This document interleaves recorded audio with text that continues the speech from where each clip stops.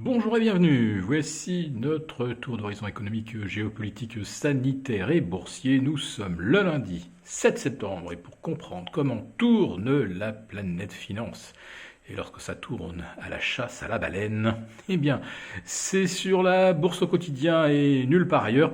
Et l'épisode du jour s'intitulera justement La baleine triomphera-t-elle comme Moby Dick ? Alors c'était une rumeur qui circulait sur les marchés depuis la mi-août, avec une explosion littéralement des volumes négociés notamment sur les options négociables, mais pas n'importe lesquelles. Celles concernant Tesla, Apple, Amazon, Salesforce, Facebook, etc.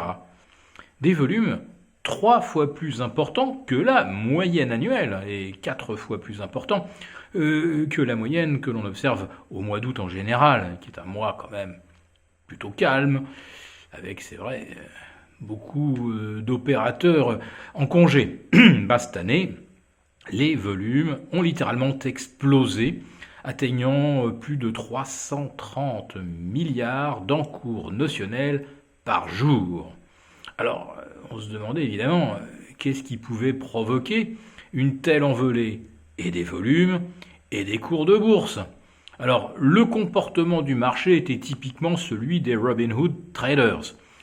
Comprendre par là tous les boursicoteurs, je dirais pas un peu naïfs, mais enfin souvent assez avides, et dont la stratégie et les connaissances boursières tiennent sur un timbre-poste, et qui ont adopté la stratégie du suivi de tendance, le fameux trend following, le tout avec une pincée de money management qui consiste à protéger ses positions par des stops, à couper les pertes, à laisser courir les gains. Mais tout cela, je le répète, ce sont, on va dire, les leçons numéro 1 et numéro 2 lorsque l'on commence en bourse.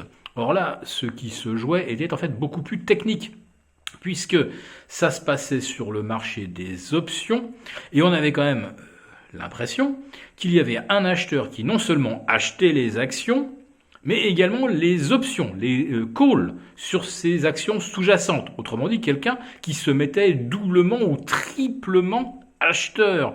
Généralement, c'est l'inverse qui se produit, c'est une logique d'arbitrage. J'achète des titres, je vends de la prime, de la valeur temps.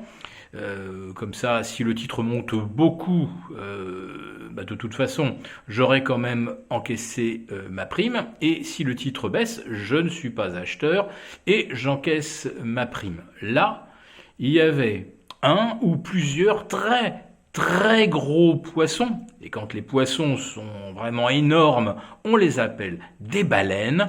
Donc là, il y avait ou des très gros poissons qui aurait, on peut dire, nagé un petit peu comme une meute, dans une meute marine, ou alors une baleine qui ramassait en même temps les actions et les options, ce qui est tout à fait contraire aux pratiques habituelles des très gros intervenants sur les marchés qui sont des arbitragistes. Moi j'en sais quelque chose, j'ai commencé par là, alors moi j'étais tout petit, mais enfin les mécanismes, je les connais quand même suffisamment, et c'est vrai que depuis un mois, j'étais pas le seul à me demander comment ça se fait que ça bourrinait comme ça, à la fois sur des Apple, des Tesla et les options d'achat. Ce qui contraignait les teneurs de marché, ceux qui vendent les options, parce qu'évidemment c'est un marché où on peut créer autant de positions qu'on veut, à partir du moment où on trouve une contrepartie. Donc la contrepartie des acheteurs de call ou de put, ce sont les teneurs de marché qui, eux, s'arbitrent en vendant les titres ou en les achetant. Alors ils les vendent quand ils sont vendeurs de put et ils achètent les titres quand ils ont vendu des calls. Voilà. Et donc la mécanique semblait complètement subvertie depuis un mois.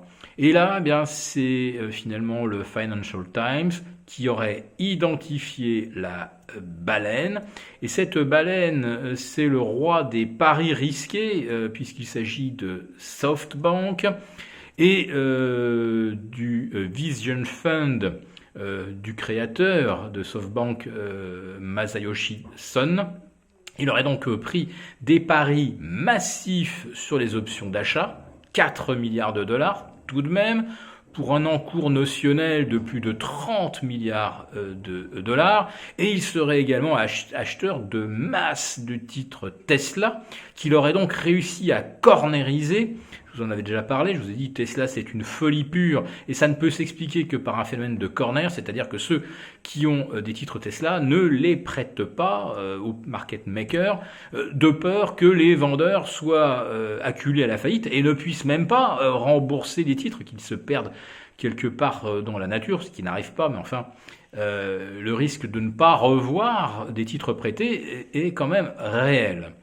Voilà, alors la cornerisation et l'utilisation de mécanismes de marché que l'on détruit en quelque sorte, parce que quand vous arrachez à la hausse le titre et le call, vous contraignez le market maker à s'arbitrer, c'est-à-dire il est obligé de compléter sa couverture en titre. Au départ, 50-50 ça suffit, mais quand le titre s'envole et que le delta de l'option, sa volatilité s'envole, eh bien le market maker est à son tour obligé d'acheter les titres, les mêmes titres que celui qui initie la position longue, c'est-à-dire SoftBank, Masayoshi Son. Alors, ma question dans le titre c'est, est-ce que ce sera Moby Dick ou est-ce que ça va être une victime ? Moby Dick, on se souvient, alors c'est pas vraiment une baleine, c'est un cachalot blanc et qui finit par détruire le bateau du capitaine Ahab qui poursuivait ce pauvre cétacé de sa haine, de sa volonté de vengeance. Alors, est-ce que la SEC et les teneurs de marché vont se venger de SoftBank pour les avoir acculés à des rachats dans des conditions extrêmement défavorables, pour avoir truqué les cours, manipulé la bourse? Eh bien, nous le saurons peut-être au cours des prochains jours, à moins que SoftBank ne se désintègre, parce que d'un seul coup, maintenant qu'on connaît le nom de la baleine, tout le monde va tenter de l'acculer avec son harpon. Et si SoftBank ne peut pas déboucler, si ce n'est déjà fait, ses positions à terme, eh bien, elle pourrait non seulement lui rester sur les bras, mais lui coûter très cher, puisque les calls seraient perdus, et si les Apple et les Tesla se mettaient à dégringoler, eh bien, SoftBank perdrait sur les deux tableaux, alors que pour l'instant, SoftBank, tel Moby Dick, est pour l'instant gagnante sur les deux tableaux. Elle fait enrager le capitaine Ahab et elle est sur le point de couler son vaisseau. Voilà, j'espère que cette vidéo vous a plu. Si c'est le cas, mettez un pouce. On vous retrouve demain, abonnés de Béchat Confidentiel, pour un live. Je rappelle à ceux qui voudraient assister à tous les lives qu'il existe un upgrade par rapport à l'abonnement. On vous expliquera d'ailleurs tout ça en détail demain. Et on vous retrouve de toute façon, en tout cas, pour la quotidienne. Très bonne fin de journée.